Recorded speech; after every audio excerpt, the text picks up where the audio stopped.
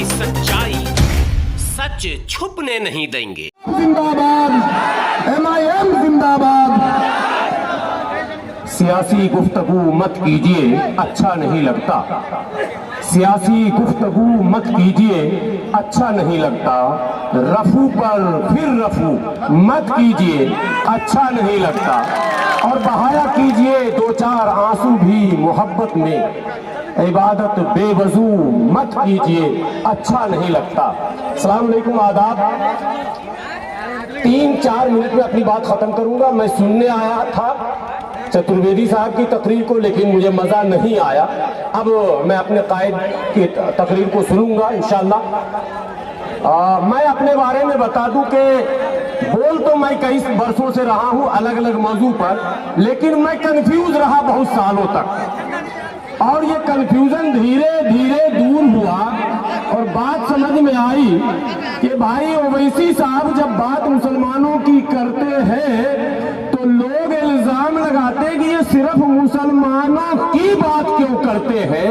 तो मैंने कहा डॉक्टर साहब, पेट में मेरे दर्द है तो मैं अपने पेट के दर्द की बात करूं या जबरदस्ती आपके पेट में दर्द कर दूं, बताइए जरा।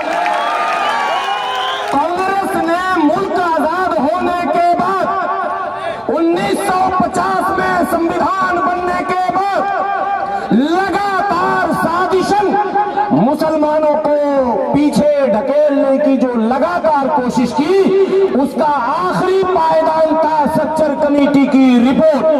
कांग्रेस ने ही 341 पर पाबंदी लगाई, कांग्रेस ने ही उर्दू जबान का खात्मा किया, कांग्रेस ने ही मंदिर और मस्जिद में उलझाकर मुल्क के इस बड़ी अकलियत को हाशिए पर ढकेल कर दंगे फसाद में झोंक दिया इस मुल्क को। चाहे मेरठ हो, मलियाना हो, हाशिमपुरा हो, अलीगढ़ हो, भागलपुर हो, जमशेदपुर हो, टाटा हो, चाहे भारत का कोई भी कोना हो, कोई शहर नहीं बचा जिसको दंगे में नहीं झोंका गया। और ये सारा काम सिर्फ कांग्रेस ने किया और किसी ने नहीं किया।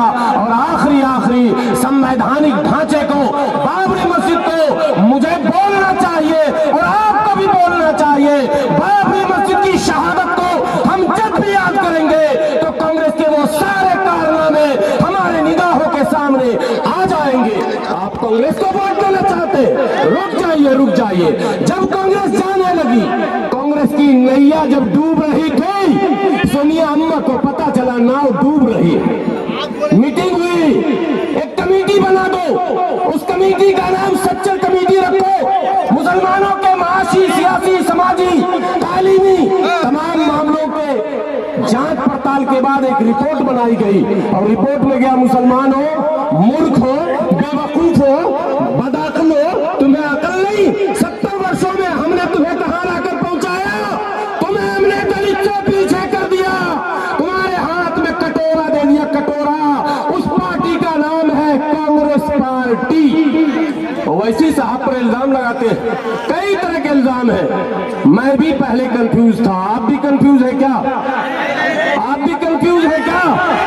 कितने लोग कंफ्यूज नहीं है, जरा हाथ उठाकर बताइए। अभी भी कंफ्यूज है पीछे लोग, अभी भी कंफ्यूज है। यकीन जानो ये कंफ्यूजन तुम्हें बहुत पीछे लेकर चली जाएगी। एक बार कांग्रेस के कारनामे को पहले, अगर पंजे पर बटन दबाना हो, उस खूनी पंजे पर बटन दबाने से पहले अपने आबा व अजदाद को याद कर लेना, भागलपुर को याद कर लेना, मेरठ को याद कर लेना, मलियाना को याद कर लेना, हाशिमपुरा को याद कर लेना, मुंबई को याद कर लेना और बाबरी मस्जिद को याद कर लेना। फिर भी तुम्हारा दिल अगर पत्थर हो गया है तो जाओ, ऐसे लोगों की जरूरत भी नहीं है जिसका दिल पत्थर हो जाए। जाओ, पंजे पर बटन दबाओ। लेकिन अगर ये सारी चीजें तुम्हारी निगाहों में है, 5 मिनट में नेल्ली का नाम सुना आप लोगों ने? आसाम में है नेल्ली।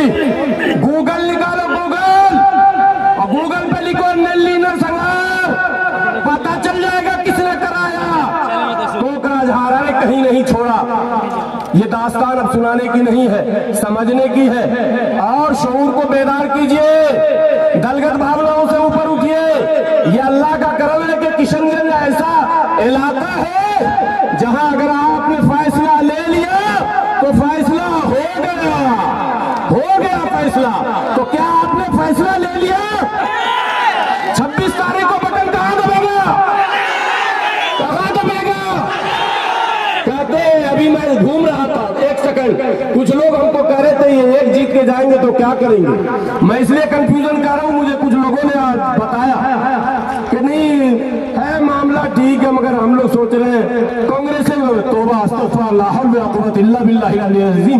कांग्रेस का नाम लेने के बाद मेरा पारा इतना हाई होता है, मैं पूरे भारत में सबसे ज्यादा किसी पार्टी से अगर नफरत करता हूं उस पार्टी का नाम है कांग्रेस। इसलिए सही पीछे हजरत फरमा रहे, वजू करना पड़ जाए उसका नाम लेने के बाद, इस्तग़फ़ार पढ़ना पड़ जाए, और उसको आप वोट देने की बात करते हैं। मैं तो लोगों से कहता हूं, मेरे सैकड़ों वीडियो वायरल है, नाली में फेंक दो, खड्डे में डाल देना, मगर कांग्रेस को वोट मत देना। अगर तुम चाहते हैं अपनी बेकार सलामती, तरक्की, रोजी रोटी, पढ़ाई लिखाई, दवाई कमाई में अगर हिस्सेदारी चाहते हो, सियासत में हिस्सेदारी चाहते हो, तो पहले कांग्रेस को खत्म करना पड़ेगा। इसलिए कांग्रेस मुक्त भारत से घबराने की जरूरत नहीं है। अल्लाह करे जो कल हो वो आज हो जाए, आज कांग्रेस मुक्त हो जाएगा, हम मुक्त धारा से जुड़ जाएंगे।